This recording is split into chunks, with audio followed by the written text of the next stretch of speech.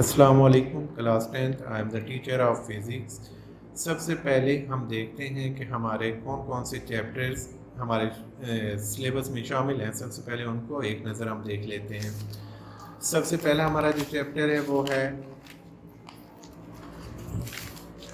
वो है simple harmonic motion and waves. Second one is sound. Third one is geometrical optics.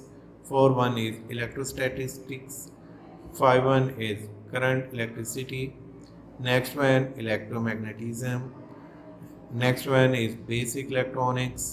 After this information and communication technology. And last one is atomic and nuclear physics.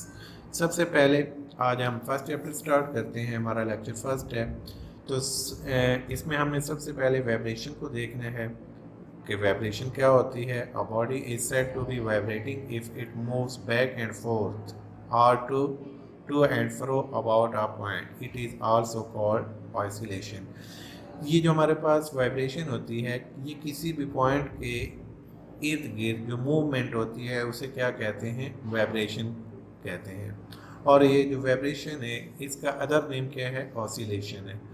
इसके बाद हम देखते हैं what is simple harmonic motion.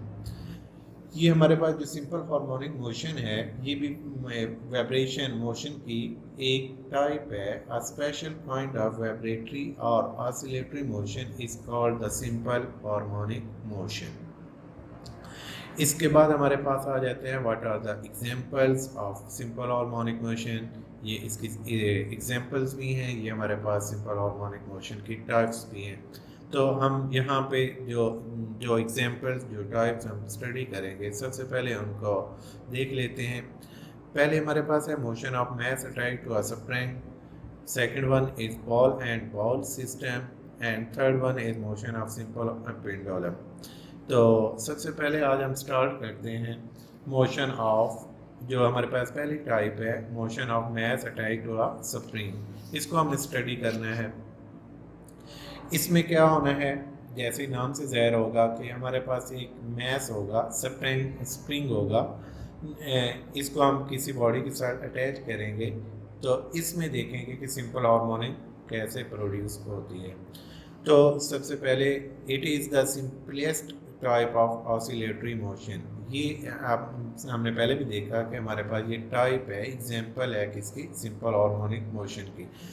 और इसमें हमारे पास जो spring होगा ये हॉरिजॉन्टल फॉर्म में होगा। तो इसमें हमारे पास यहाँ फिगर में भी आपको नज़र आ रहा होगा कि हमारे पास एक स्प्रिंग है जिस पे अभी कोई फोर्स अप्लाई नहीं की गई। जो हमारे पास स्प्रिंग है उसका मास क्या है? m है। और x क्या है?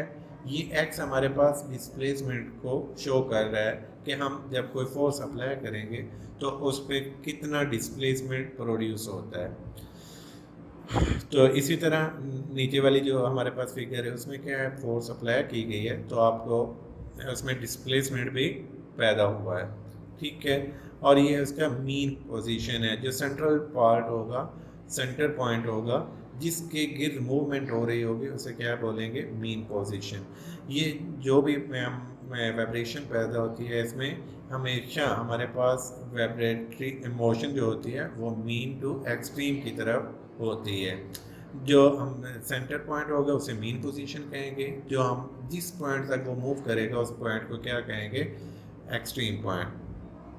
अब जब ये तो उसमें चेंजिंग तब आई थी जब उस पर कोई ना कोई फोर्स अप्लाई की गई थी। जब ये फोर्स को वापस हम करेंगे, अब फोर्स जो एक्सर्ट होगी उसको ख़त्म करेंगे तो फिर क्या होगा? उसमें वो वापस अपनी ओरिजिनल पोजीशन पे आएगा। इसके बाद हमारे पास यहाँ पे मैंने आपको बता दिया कि हमारे पास ये x क्या है, हमारे पास डिस्प्लेसमेंट है, f हमारे पास क्या है? एक्सर्ट फोर्स है। हमारे पास जो हुक लॉ है वो क्या कहता है?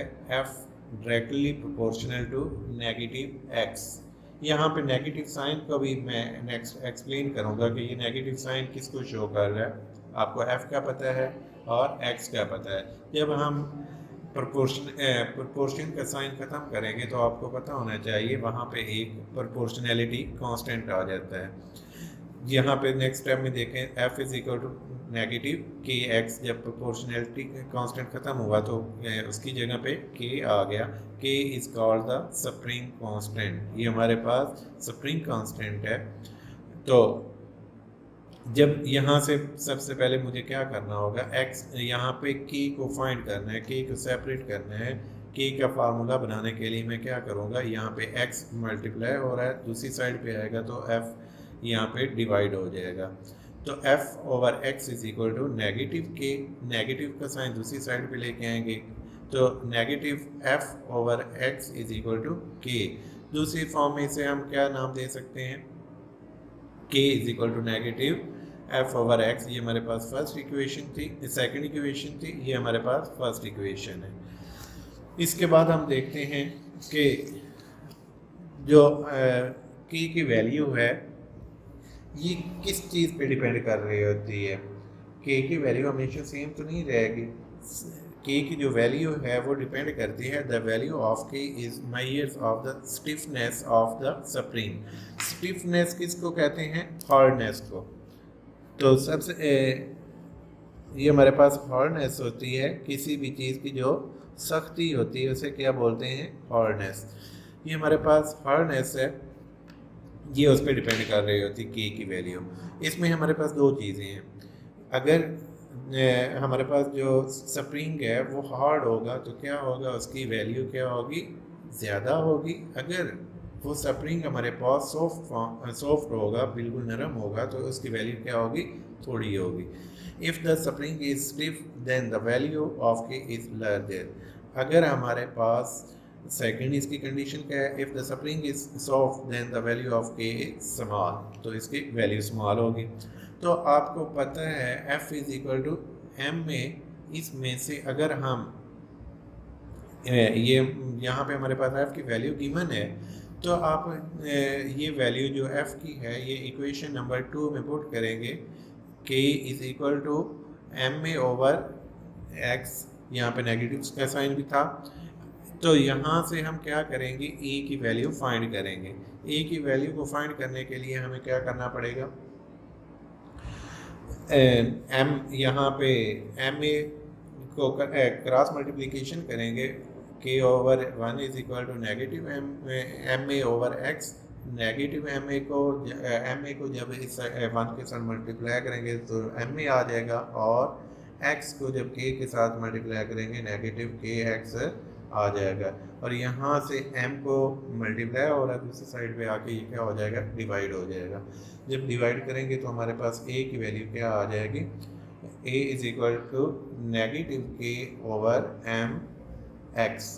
तो इससे हमने नीचे एक रिलेशन मैंने लिखा है, a directly proportional negative x। जितना हमारे पास, जब हमारे पास एक्सेलरेशन की हम बात करेंगे, इससे मतलब लिया जाएगा, it means the acceleration of mass attach of spring is directly proportional. ये डायरेक्टली प्रोपोर्शनल जो एक्सेलरेशन है वो किसके होगा, डिस्प्लेसमेंट के डायरेक्टली प्रोपोर्शनल होगा। इसके बाद हम देखते हैं कि ये नेगेटिव का साइन जो है ये किस लिए यूज़ हो रहा है। Negative sign means the force exerted by the spring is always directed opposite to the displacement of the mass. ये मास के अपोजिट साइड पे हो रहा है, तो इस वजह से इसको किससे शो हम कर रहे हैं, नेगेटिव साइन से हम शो कर रहे हैं। तो इसके बाद हमारे पास है restoring force. A restoring force is always push or pull the object performing oscillatory motion towards the mean position। ये वो फोर्स है जो किसी भी बॉडी को पुल या पुश करेगी, तो ऐसी फोर्स को हम किसका नाम देंगे, रिस्टोरिंग फोर्स का। तो उसके बाद हमारे पास आ जाते हैं define simple harmonic motion. Simple harmonic motion क्या है, define simple harmonic motion. Simple harmonic motion occurs when net force is directly proportional to the displacement। Displacement के directly proportional होगी the mean position and it always directed towards the mean position। ये किसकी जानिब होगी, ये mean position की जानिब ही होगी। तो इसके बाद हम अच्छा, उसके बाद हम देखते हैं कि हमारे पास ये 3 फिगर्स दी गई हुई हैं। इसमें हमारे पास जो पहले फर्स्ट फिगर है उसमें क्या है, फोर्स भी ज़ीरो है और हमारे पास डिस्प्लेसमेंट भी ज़ीरो है। तो यहाँ पे initially the mass m is rest at in mean position O and the resultant force on the mass is zero. ये हमने पहले फिगर में देख लिया, हमारे पास रिजल्टेंट फोर्स भी ज़ीरो है। Suppose the mass is pulled through a distance x up to extreme position A and the release। यहाँ पे सेकंड में क्या किया जाता है, इस जो स्प्रिंग है इस पे फोर्स अप्लाई की गई, इसे पुल किया गया। जब पुल करने की वजह से उसमें डिस्प्लेसमेंट पैदा हुआ फोर्स की वजह से, तो इसके बाद वो क्या कहते हैं, the restoring force is exerted by the spring on the mass will pull it towards the mean position। जो रिजल्टेंट फोर्स है उसकी वजह से इसमें क्या पैदा होगा, हमारे पास एक्सट्रीम पोजीशन पे जाने के बाद क्या होगा, रिली एक्सर्टेड फोर्स की वजह से ये पुल करेगा मीन पोजीशन की तरफ से। Due to the restoring force the mass move back. Restoring की फोर्स की वजह से वो क्या करे, स्प्रिंग क्या करेगा, बैक मूव करेगा टुवर्ड्स द मीन पोजीशन। किसकी जानिब, मीन पोजीशन की जानिब। जो हमारे मीन पोजीशन पॉइंट क्या है, ओ है, जो फिगर में भी आप दे सकते हैं, ये हमारे पास मीन पोजीशन है, ठीक है। उसके बाद हम देखते हैं the magnitude of the restoring force decrease with the distance. जितना डिस्टेंस ज़्यादा होगा, डिस्टेंस जो हमारी रिस्टोरिंग फोर्स होगी वो डिस्टेंस के लिहाज से डिक्रीज होती जाएगी from the mean position and become zero at. जितना वो मीन पोजीशन के करीब आता जाएगा तो इसका क्या होगा, जो हमारी रिस्टोरिंग फोर्स है वो ज़ीरो हो जाएगी। The mean position and its speed become maximum at O. और वहाँ पे स्पीड क्या होगी, मैक्सिमम होगी। Due to the inertia mass does not stop at the mean position O but continues in motion and reach the extreme position। यहाँ से फिर वो क्या करेगा, मीन पोजीशन पे रुकेगा नहीं, वो आगे हमारे पास जो एक्सट्रीम पोजीशन B है वहाँ तक ये मूव करेगा। As the result, as the mass moves from the mean position O to the extreme position B, the restoring force acting on towards the mean position steadily increase in strength। और ये क्या होगा, बढ़ जाएगा। Hence the speed of the mass decreases as the move towards the extreme position B।